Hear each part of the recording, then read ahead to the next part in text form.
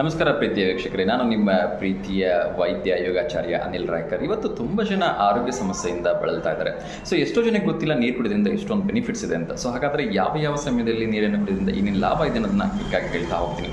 ಮೊಟ್ಟ ಮೊದಲನೇದಾಗಿ ಬೆಳಗ್ಗೆ ಎದ್ದ ತಕ್ಷಣ 2 ಲೋಟ ನೀರನ್ನು ಕುಳಿತುಕೊಂಡು ಕುಡಿಯೋದ್ರಿಂದ ಏನು ಲಾಭ ಆಗುತ್ತೆ ಅಂದರೆ, ನಮ್ಮ ದೇಹದ ಎಲ್ಲ ಅಂಗಾಂಗಗಳು ಸರಿಯಾದ ರೀತಿಯಲ್ಲಿ ಕೆಲಸ ಮಾಡಲಿಕ್ಕೆ ಸಾಧ್ಯವಾಗುತ್ತೆ. ಅದರ ಜೊತೆಗೆ ನಮ್ಮ ದೇಹದಲ್ಲಿರ್ತಕ್ಕಂಥ ಕಲ್ಮಶವನ್ನು ಈ ನೀರು ಹೊರಗಡೆ ಹಾಕುತ್ತೆ. ಹಾಗಾಗಿ ಬೆಳಗ್ಗೆ ಎದ್ದ ತಕ್ಷಣ 2 ಲೋಟ ನೀರು ಖಾಲಿ ಹೊಟ್ಟೆಯಲ್ಲಿ ಕುಳಿತುಕೊಂಡು ಕುಡಿಯೋದು ಅಭ್ಯಾಸ ಮಾಡಿ.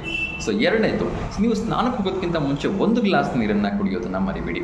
ಯಾಕೆ ಅಂತ ಹೇಳಿದ್ರೆ, ತುಂಬ ಜನಕ್ಕೆ ಇತ್ತೀಚಿನ ದಿನಗಳಲ್ಲಿ ಸ್ನಾನದ ಮನೆಯಲ್ಲಿ ಹೋದಾಗ ಹಾರ್ಟ್ ಅಟ್ಯಾಕ್ ಆಗ್ತಕ್ಕಂಥದ್ದನ್ನು ನಾವು ಕೇಳ್ತಾ ಇದ್ದೀವಿ. ನಮ್ಮ ರಕ್ತದ ಒತ್ತಡ ಸರಿಯಾಗಿರಬೇಕು ಅಂದರೆ ಸ್ನಾನಕ್ಕೆ ಹೋಗೋದಕ್ಕಿಂತ ಮುಂಚೆ 1 ಗ್ಲಾಸ್ ನೀರು ಕುಡಿತಕ್ಕಂಥದ್ದು ತುಂಬ ನಿಮಗೆ ಆರೋಗ್ಯಪೂರ್ಣವಾಗಿರುತ್ತೆ.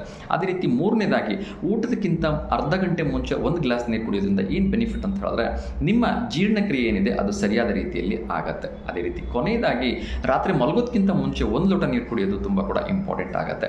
ಅದರಿಂದ ಏನು ಲಾಭ ಅಂತ ಹೇಳಿದ್ರೆ, ನಮಗೆ ರಾತ್ರಿಯಲ್ಲಿ ಉಂಟಾಗ್ತಕ್ಕಂಥ ಹೃದಯಾಘಾತ ಆಗಿರ್ಬೋದು, ಅದೇ ರೀತಿ ಪಾರ್ಶ್ವವಾಯು ಅಥವಾ ಪ್ಯಾರಾಲಿಸಿಸ್ ಅಂತ ಏನು ಹೇಳ್ತೀವಿ, ಅದರಿಂದ ನೀವು ಮುಕ್ತರಾಗ್ಬೋದು. ಹಾಗಾಗಿ ಇಂಥ ಒಂದು ಯೂಸ್ಫುಲ್ ಇನ್ಫಾರ್ಮೇಷನ್ಸ್ ದಯವಿಟ್ಟು ಎಲ್ರಿಗೂ ಶೇರ್ ಮಾಡಿ ಅಂತ ಕೇಳ್ಕೊಳ್ತೀನಿ. ನಮಸ್ಕಾರ.